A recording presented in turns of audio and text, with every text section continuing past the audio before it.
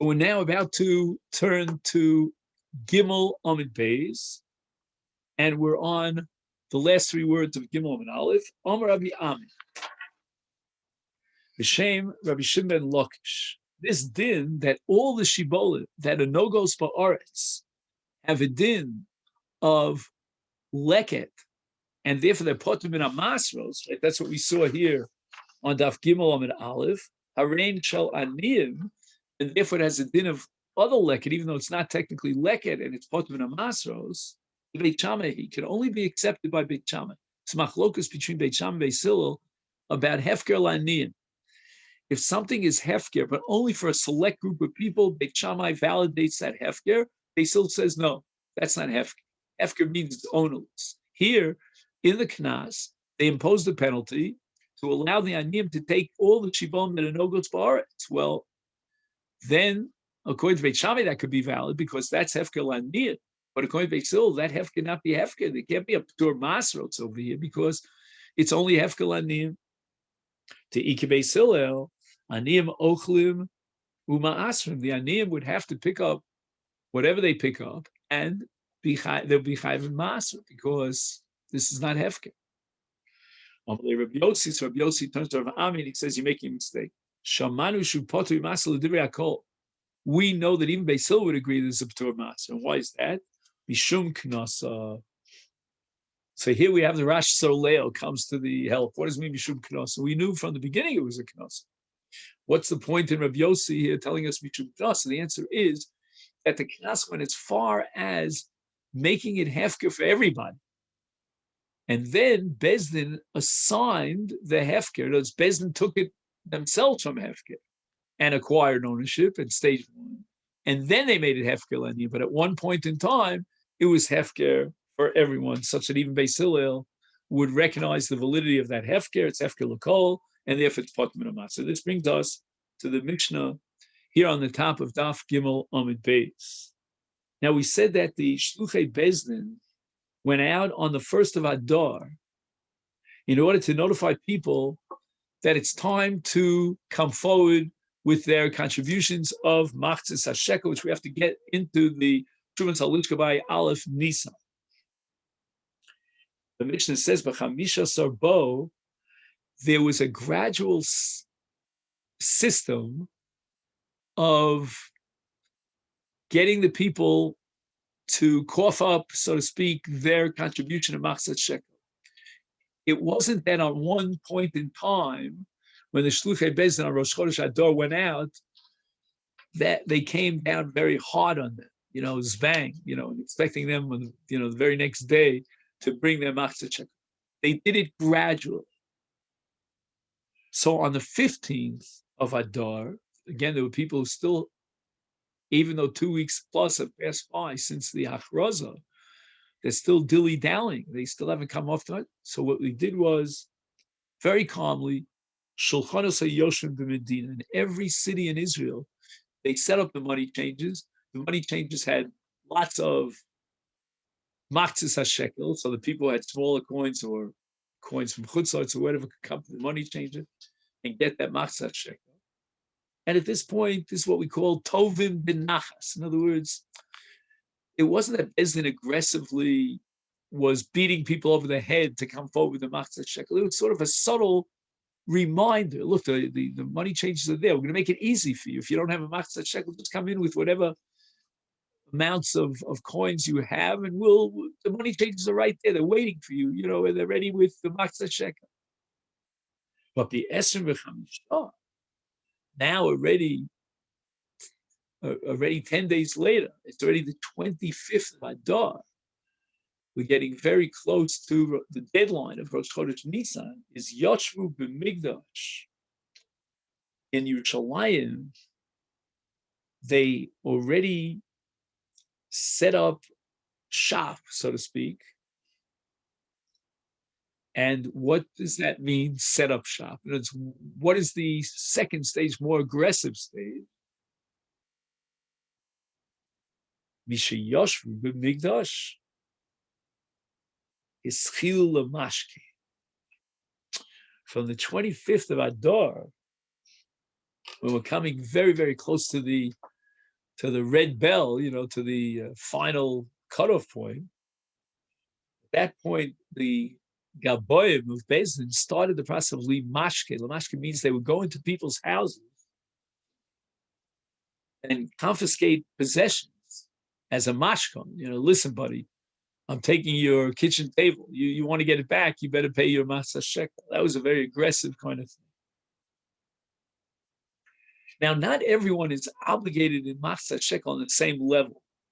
There are many different types of obligations. So as mima mashkinin, who is fully obligated in this mitzvah of machzas shekel, such that Bezdin will aggressively be mamashke? Leviim, notice we left out the Kohanim, we'll see that why. Yisraelim, of course. I mean, there's no Chiddush in Yisraelim, but it means he's going through Leviim, Yisraelim, Gerim, right? It says, V'yichuli truma me'es kol ish l'ravos sagerim, avodim v'chuchram, you have an Eved Knani, after you give him a get shichur, he has a din of a ger. So, if the full-fledged chiyuv of machzas shekel, 100% chiyuv gomur, and therefore mamashkin, avalo, now we get to the second level, which is a lower level. It's not a full-fledged chiyuv. There is a chiyuv, but without a din of a mashkin. And maybe it's a religious obligation, not a monetary obligation. Loas hanoshim, avodim uktanim. Now, why are women any different than men with regard to machzas shekel? This is a tremendous machlokas in the Rishonim. Some Rishonim derive it from the pasuk v'nasnu ish kofer nafsho ish v'lo isha, and the Meiri is famous for saying it's a mitzvah seishes man grama. Now, why is it man grama? The whole year round you could bring your machzas shekel, but there's a period of time when the kiyum mitzvah becomes, shall we say, urgent. So there's a time element in the mitzvah. Therefore, so women don't have the same chiyuv as men for one of two reasons. And then afkamina is going to be whether we can aggressively be mamashkin them. And the same thing applies to avodim that have the status of an isha in all of halach that's derived from Gzeir Shav of la isha. Now we get to ketana. Now it's a little bit strange here, because the category of nashim includes those who are obligated to machzas shekel, just that it's not a chiyuv gomer on the highest level. It's not 100%. It's only, call it 65%, 75%, and we can't be mamashkin. But ketanim apart from all of it, the answer is that this cut that we're talking about is already bar mitzvah. He's 13 years old. He has shtei saras. He's a gadol l'kol dini ha'torah chayv in all mitzvahs. But as far as this mitzvah is concerned, the Torah says, "Kol ha'over pudimi ben esrim shana v'mal yitein shumas Hashem." He's less than 20 years old. He doesn't have a full-fledged chiyuv, and we can't be mamashkin him. His status is equal to that of an isha, and there's no mashkin. Kol katan shehiskel of lichkol al yoda. Now we're getting to a real katan, meaning the katan of kol kuli is already, in the category of a minor. He's less than 13 years old. He doesn't have shtei saras, but his father started giving a machzas shekel kilu on his behalf. It's like Mahadrin in Ner Chanukah. You're going to light an extra candle for the katan. Is the Mishnah says a gavaldige chiddush. Shuvenu posek. Once the father has taken it upon himself as a self-imposed voluntary obligation that he will pay the shekalim on behalf of his young child, he's obligated to do so. And the Magen Avraham learns that this midin neder. It's like he took a pledge, but there's no mamashkin here because nedarim is not a chiyuv mamon; it's only a chiyuv mitzvah. So we're not going to take away his kitchen table in light of the machzas shekel. What about kohanim? And we'll see the Gemara is going to interpret Darkei Shalom. It's covered. We have covered for the kohanim. It's not really mechuba to go into the kohen's house and take away, for the Gizbar Bezdin, the Shluchei Bezdin, to take away his table, his kitchen table. And as a result, we're not mamashkin. But this Tana, we'll see another Tana that disagrees, is of the opinion that the kohanim are certainly chayav in machzas shekel, no less than a Levi or any Yisrael. But we suspend the halacha b'mashkin for different, not because there's a different kind of a chiyuv so much, but because of kavod for the kohen. Now Rabbi Yehuda is quoted in this Mishnah, and he disagrees with Chachamim. He holds, and this is going to be based on the testimony of Ben Bukhri, that a Kohen is actually potter from the mitzvah of Machzah Shekel. Or Rabbi Yehuda, hey Ben Bukhri, biyavne, ol Kohen sheshokel eno chote. What does that mean? It means he's not obligated. We can accept his voluntary contribution of a Machzah Shekel, and that's not a chait. Imagine, according to Ben Bukhri, this is a chiddush, that it's not even a, you might have thought it's also to even accept the Machzah Shekel on a voluntary basis from the Kohanim. No, it's not a chait. Obalo Rabbi Yochanan and Zakkai, lo kiel kol kohen she'ena shokel chote. I would write it the other way around. If it was up to me. Rabbi Yochanan ben Zakkai reflects the sheet of the Tanakhama that Kohanim are chayav. Again, we suspend the halacha of Mamashkin, but he's chayav. And if he wouldn't come forward, the Kohen, on his own volition, because we're not going to force him aggressively, then he's a chote. So why is it that Ben Bukhri testified that the Kohanim, when they voluntarily brought their shkol, we didn't reject, we didn't rebuff them. We accepted it's not a chet. El Shekalim Dorshin Mikra Zeli Atzma. The Kohanim came up with a drasha of their own, and we don't accept that drasha. And in their minds, they accepted this drasha to derive the conclusion that Kohanim are not chayiv and Machzah Shekel. What was their drasha? There's a lot of lumdus here in this drasha. The pasuk says in Vayikra Perek Vav, Kol minchas kohen kol tialo se'acha. Now, in every mincha, every korban mincha has komets, and that komets, after the kmitza, is burnt on the mizbeach. And then there's what's called shiaria mincha, the shiraim, the rest of the mincha after the komets, that's eaten by zichrei kahuna. And that's a korban mincha. However, if the person, the individual who is obligated in this korban mincha happens to be a kohen, then we don't eat any part of the korban mincha. And that's based on a pasuk that says, "Kol minchas kohen kolil tia." Kol tia means the entire mincha, like a korban ola in Zvachim, is burnt on the mizbeach. Comes along the kohen based on this law that minchas kohen, a kohen brings a mincha, and the mincha has to be kulo kolil, and there's no achila, and they darshan a ptur Machzah Shekel. What's the catcher? He says, if we would be obligated in Machzah Shekel, then the monies that are used in the lishka to purchase these karbanos, all of which are minachos, now the mincha belongs to the Kohen. If the mincha belongs to the Kohen because the Kohen contributed towards that mincha, then it's going to be kulo kolil. Could you imagine that we're going to undermine the halachas of Omer, shtei alechem, of lechem aponim?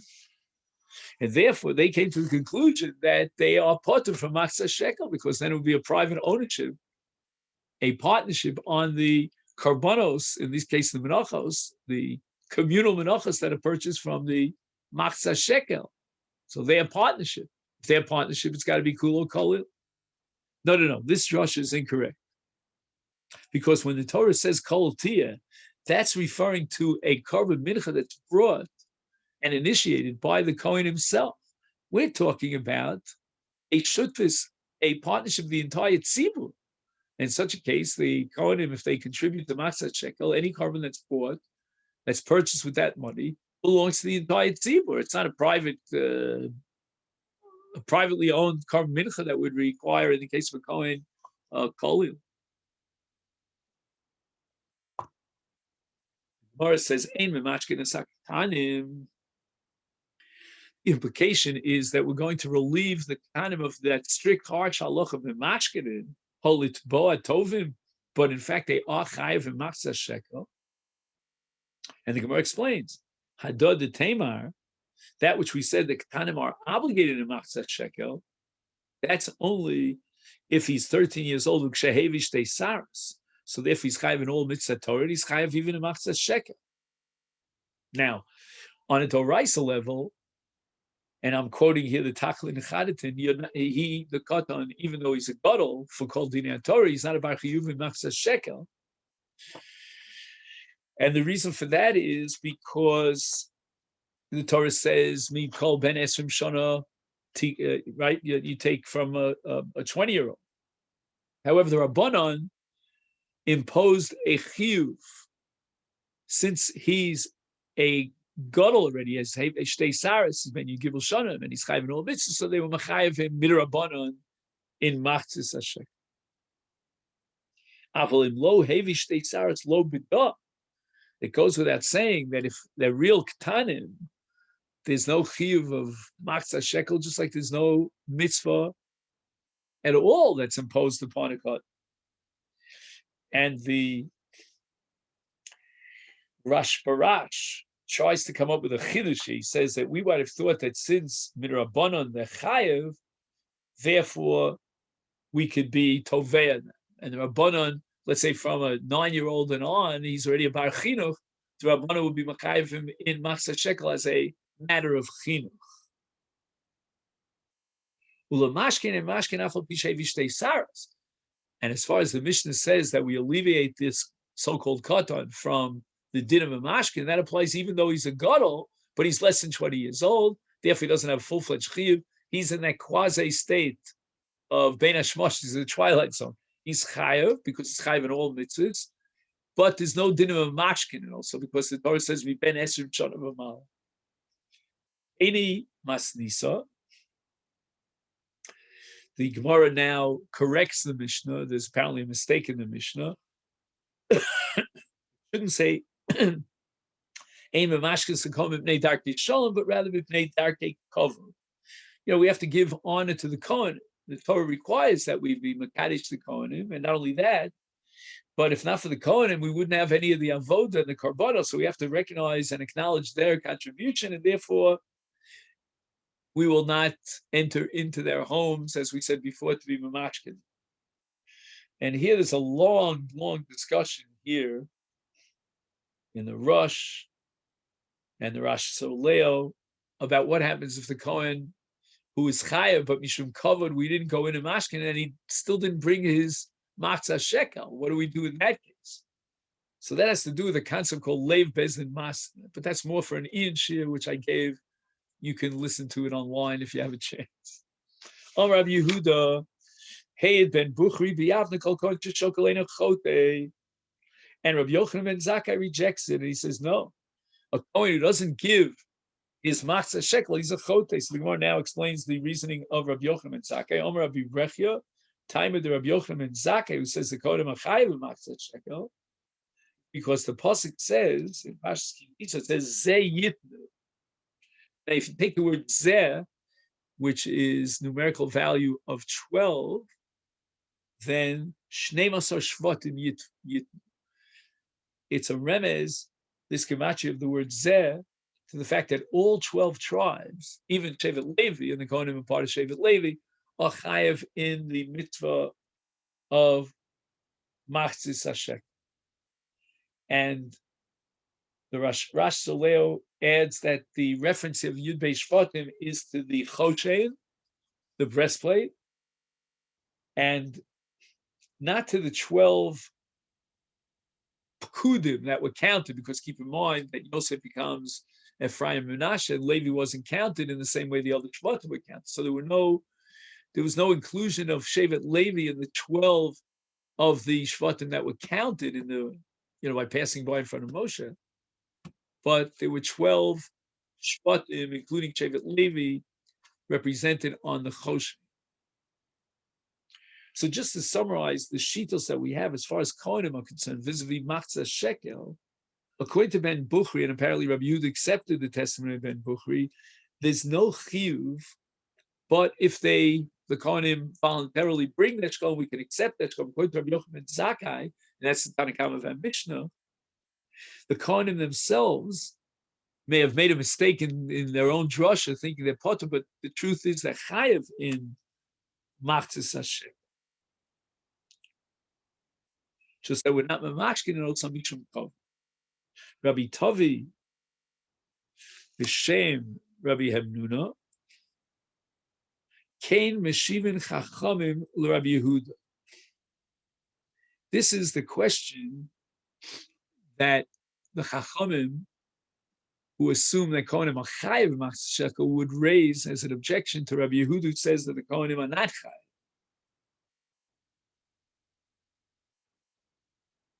And how can you possibly say that the Kohanim are not chayiv, and yet you admit that if they offer voluntarily to contribute, the Masechet will accept it from them? This is impossible.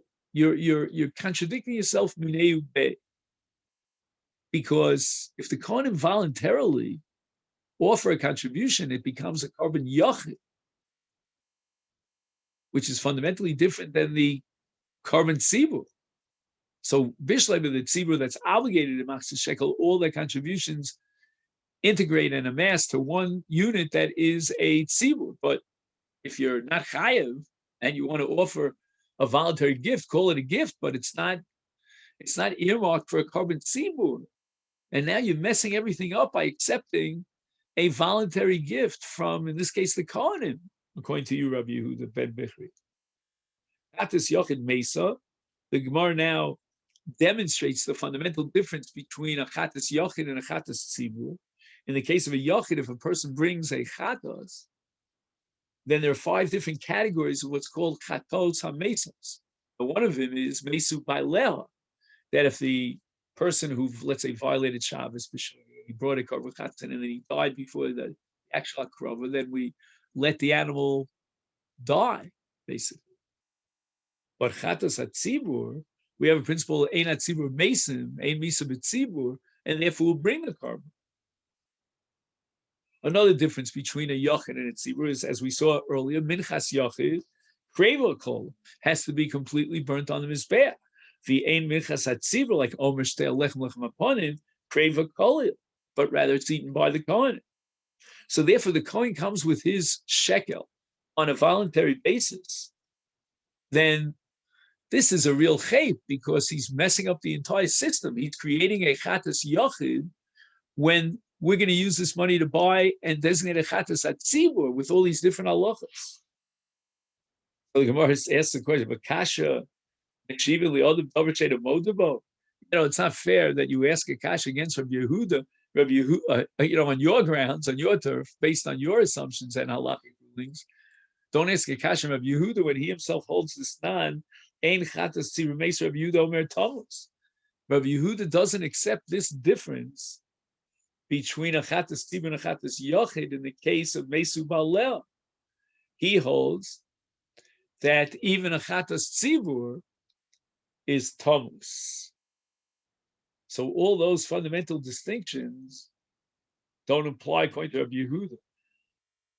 Now it's interesting, Rabbi Tevi and here in the Yerushalmi didn't even bother answering this question and defending Rabbi Yehuda, and defending the question of the Chacham, the objection they raised against Rabbi Yehuda, because the most fundamental objection they raised is about kolil. And Rabbi Yehuda can't deny a pasuk that says that a chatas of a mincha of a kohen is kulei kolil. So how can we accept the contributions on a voluntary basis of the kohanim, according to you, Rabbi Yehuda? Because now it becomes a chatas, a minchas yachid, a minchas kohen, which is kulei kolil. But who mosivla? And Rabbi Yehuda responds to the chachamim, lo nidvas yachidi. This carbon that we're going to purchase from the lichka doesn't have a din of a chatas yachid, doesn't have a chaloshem minchas kohen of a yachid, but rather inin mesivan le. But rather when the kohen involuntarily contribute their shekalim, they give it over to the tzibur, and now the tzibur takes that shekalim and the Trumas Halichka is going to be used to purchase a minchas tzibur. The Inan Masvinale and the Chachamim who raised the objection to Rabbi Yehuda, they would say that Kevan Shenimsor L'Tzibur Kimishu Nidvas Tzibur.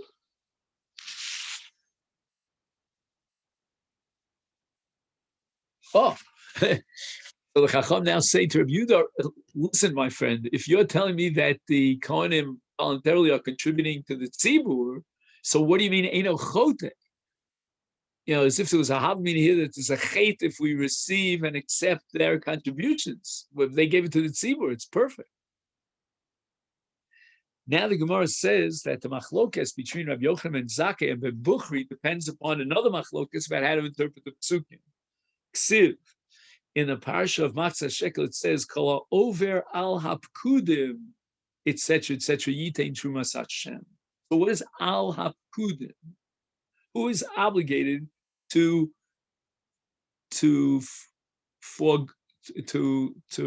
contribute the Matzah Shekel? And here we have machlokas, Rabbi Yehuda, Rabbi Nechem. Who's considered over al hapkudim? Chad Omar called the over biyama. V'chad Omar or Charno in the Lashon Shalmi Omar call the over al pikudaya yitain. So let's start with the second opinion, which is the opinion of Ben Bukhri, and Rabbi Yehuda accepted that opinion. Called the over al pikudaya yitain. In other words, out of the Shvatim, there was one Shevet who does not come under the description of Kol the over al pikudaya yitain, which means anyone who passed by as Moshe Rabbeinu was counting is included in Kol over al pikudim. And the Kohanim and Leviim did not pass in front of Moshe.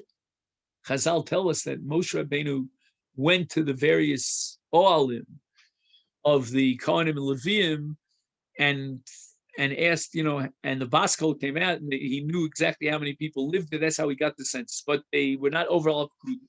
So therefore, the Kohanim and Leviim are not chayev in Matzah Shekel. Now, this itself, again, is a whole long, intricate sugya because we never said that the Leviim are not chayev in Matzah Shekel. So what's the difference between the Kohanim and the Leviim? But in any event, the first opinion is called the over biyama. Whoever passed over the Yam Suf. In other words, the language of the Torah, al hapkudim, is a strange language. And we're interpreting it to mean called over biyama. Anyone who passed through the Red Sea when it split. And over mashmal maya.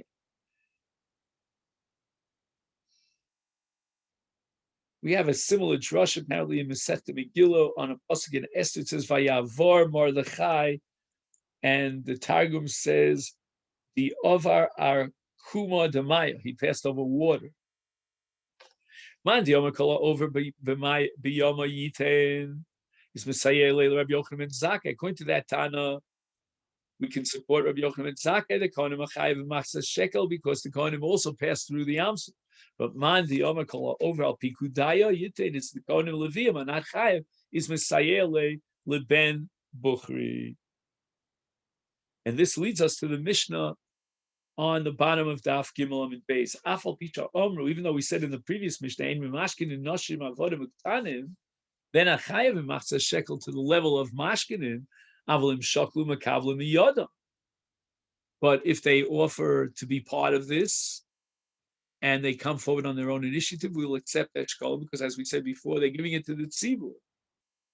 Hanachrib, however, Vakusi, Sheshoklu Ein Makavlim, we don't accept a Matzah Shekel from a goy or a kusi. We're holding now that a kusi has the same status as a goy, and this based on a pasuk by Yikrach of Beis Umiyad Ben Nechar Lo Sakrivu Es Lechem Elohechem Mikol Eliki Mashchasa Behem Mum Bam Lo Yiratzulachem Ein Mekavle Miyodnam Kine Zavim V'Kine Zavos V'Kine Yoldos.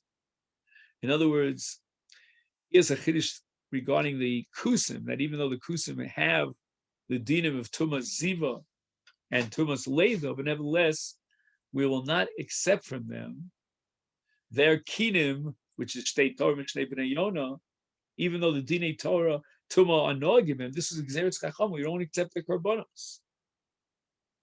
And the reason for that is because we want to keep us far away from the kusim. Also, chatos v'hashamos, we don't accept from them chatos v'hashamos. In other words, let's say, for example, the the guy violated Avodah Zarah, which is one of the Sheva mitzvahs. So he wants to bring a Karm Chatas, we won't accept his Karm Chatas. Let's say one guy stole something and then he denied the claim and he took an oath and then later on he admitted. So Yisrael b'chayv an asham. In this case, a guy, if he wants to bring an asham for being in violation of the same scenario, we don't accept his asham. The only karbanos that we'll accept from the goyim are what's called the darim unedavos. Zaklal kol nidar v'nidev mekavlam miyod. Kol she'eno nidar v'nidev ein mekavlam also. So we can accept olos and shlom, minochos, ophos, minchas, levona, v'yetzim, because these are all nidar v'nidev. But we're not going to accept from them a carbon chova. Ein mefarshai de Ezra, and this we derive from Ezra when he heard about the Kutzim, who were Sarei Yehuda Binyamin. They were our adversaries. Bnei Yisrael were building the Beis Hamikdash, and the descendants of the Kutzim came forward and they wanted to contribute to the building of the Beis Hamikdash, and they declared, Nivne imochem, let us build the Beis Hamikdash together with you. And yet, Ezra refused to accept their voluntary contributions. Nemar, as the pasuk says, Lo lachem v'lanu livnos beis lelokein. Even if we would like to accept it, we cannot accept it, even for what we call bedek habayis, the upkeep of the house. And the pasuk in Nehemiah says, "V'lachem ein chelek utztaka v'zikaron b'Yerushalayim." And even karbanos tzibur, we don't accept the kusim as part of the karban tzibur. Okay, then, and that leads us to Daf Dalid, which Mitzvah Hashem will pick up tomorrow. Thank you so much.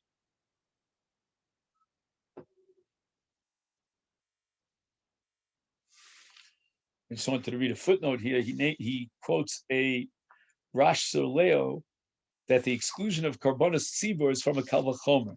Kevan de imatu minakala kolchke minachamura.